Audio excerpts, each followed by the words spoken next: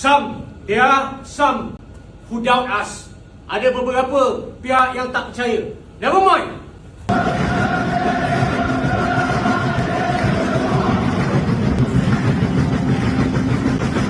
eh, インドネシアの印象ですけど、この、2026年のワールドカップに向けて、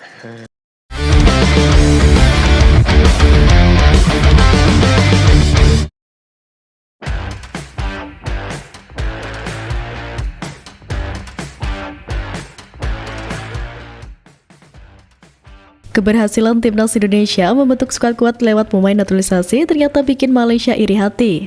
Mereka pun mulai meniru bahkan dengan langkah yang hampir sama persis demi bisa bersaing di level Asia. Pertandingan kualifikasi Piala Asia 2027 melawan Vietnam yang berlangsung di Stadion Nasional Bukit Jalil pada Selasa lalu menjadi titik penting dalam sejarah sepak bola negeri jiran. Sebanyak 7 pemain naturalisasi diturunkan demi Malaysia bisa meraih kemenangan atas Vietnam.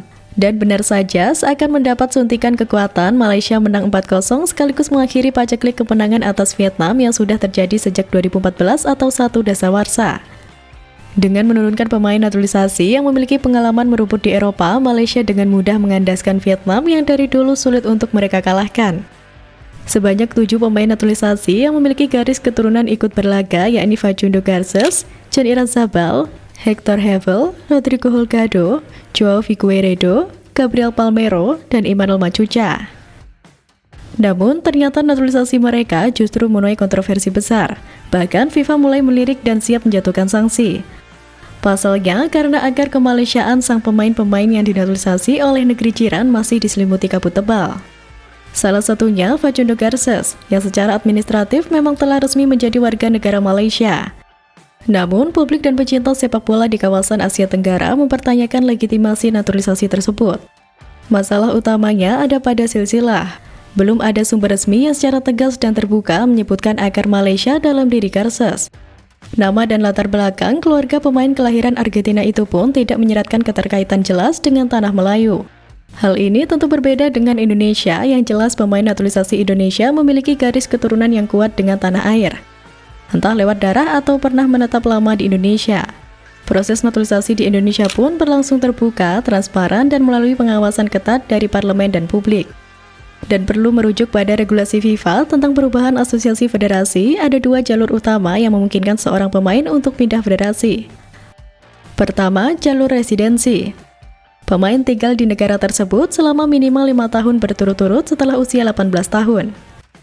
Kedua, jalur keturunan. Pemain memiliki hubungan darah hingga generasi ketiga, orang tua atau kakek nenek yang berasal dari negara tersebut. Dalam kasus Garces, jalur residensi tampaknya tertutup. Ia belum pernah bermain di Liga Malaysia maupun tinggal di sana dalam jangka waktu panjang. Satu-satunya kemungkinan adalah jalur keturunan, namun inilah yang justru menjadi sumber perdebatan. Jurnalis kenamaan asal Malaysia, Tia Vineswaran, menyebutkan bahwa Garces memang memiliki darah Malaysia dari pihak neneknya. Namun, hingga kini belum ada dokumen yang dipublikasikan ke publik. Klaim ini sejalan dengan pola naturalisasi yang dilakukan Malaysia sebelum-sebelumnya. Situasi ini mengingatkan pada kasus besar Timor Leste pada 2017 lalu. Kala itu, AFC dan FIFA menyatakan 9 pemain naturalisasi Timor Leste ilegal.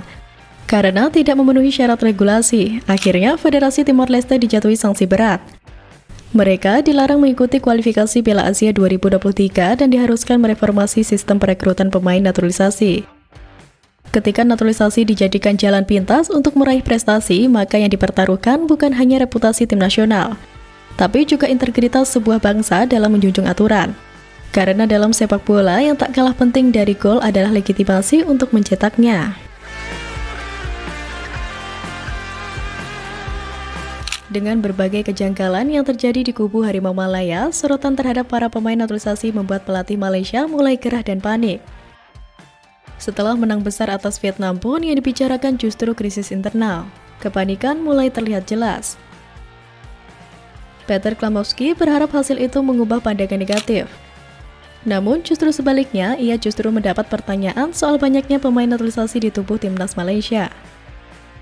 Saya sudah mendengar banyak keluhan soal timnas Malaysia yang terlalu banyak memainkan pemain naturalisasi. Saya lelah dengan ini semua. Sudahkah Anda lihat hasilnya hari ini?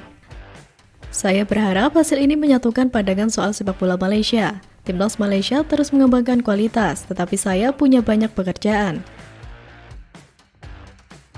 Ya, gimana gak mengundang berbagai pertanyaan, uang mereka saja sulit untuk membuktikan darah keturunan Malaysia mengalir di tubuh beberapa pemain naturalisasinya, terutama yang berasal dari Amerika Latin. Sebab negeri jiran tidak punya sejarah dengan negara-negara tersebut seperti halnya Indonesia dengan Belanda. Namun, di tengah tekanan tersebut, pelatih Malaysia justru berbalik sesumbar di depan rival-rival ASEAN. Pertanyaan yang dilontarkan setelah mengalahkan Vietnam ini justru makin memanaskan suasana. Klamovski melihat kondisi tim asuhannya unik saat berlatih pada akhir Mei lalu. Saat itu katanya kondisi tim kurang prima. Itu mengapa Malaysia bermain imbang 1-1 dengan Cape Verde pada uji coba pertama dan kalah 0-3 dalam pertandingan kedua yang digelar tertutup. Setelah menjalani 2 laga, Klamovski menilai mentalitas tim meningkat pesat karena Klamovski tak kaget timnya bisa menang 4-0 atas Vietnam. Tapi publik justru bertanya-tanya, mentalitas siapa yang dibangun? Apakah pemain yang berproses dari akar rumput Malaysia atau pemain naturalisasi yang bahkan silsilahnya belum jelas mengakar di tanah Melayu?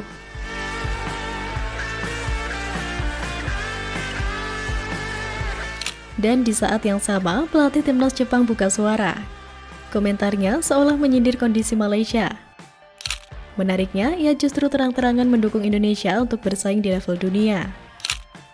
Hajime Moriyasu belak-belakan soal kekuatan timnas Indonesia. Di mata Moriyasu, Indonesia adalah tim yang kuat dengan para pemain yang begitu bersemangat saat bermain. Bagi Hajime, meski timnya mampu mengalahkan timnas Indonesia dengan skor telak, namun pertandingan itu dilakukan pada fase dan level yang lebih tinggi, di mana hanya Indonesia lah yang menjadi satu-satunya wakil ASEAN di fase ini. Pandangan dari Hajime itu sudah cukup untuk membungkam mulut besar Malaysia yang baru saja menang dengan bantuan pemain naturalisasi yang masih dipertanyakan kejelasannya. Itu pun menang dengan rival yang masih selevel di regional ASEAN. Berbeda dengan timnas Indonesia yang sebelumnya mampu mengalahkan Arab Saudi, Bahrain, dan Cina. Bukan tanpa alasan, Moriyasu menilai Indonesia memiliki kekuatan yang sangat kuat. Hal itu dampak dari kebijakan naturalisasi. Indonesia membuat kemajuan pesat di Asia dengan para pemain yang banyak berkarir di Eropa. Oleh karena itulah, Moriyasu melihat timnas Indonesia sebagai tim yang bisa bersaing di level dunia. Indonesia punya kebijakan untuk menambah jumlah pemain naturalisasi dan meningkatkan kekuatan tim. Mereka jelas sudah meningkatkan level mereka dan saya rasa ini adalah tim yang sedang membuat kemajuan pesat di Asia. Meski mereka tim Asia, banyak pemain mereka yang bermain di benua Eropa. Jadi saya rasa ini adalah tim yang bisa bersaing di level dunia.